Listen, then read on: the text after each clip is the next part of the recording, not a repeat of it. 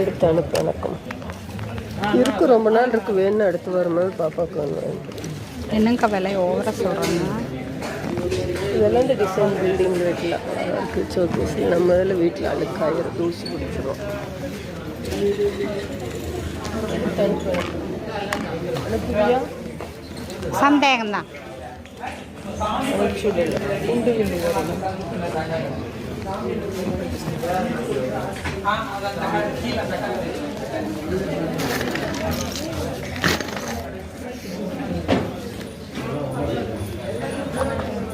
மரப்பொருள்னால விலை அதிகம்.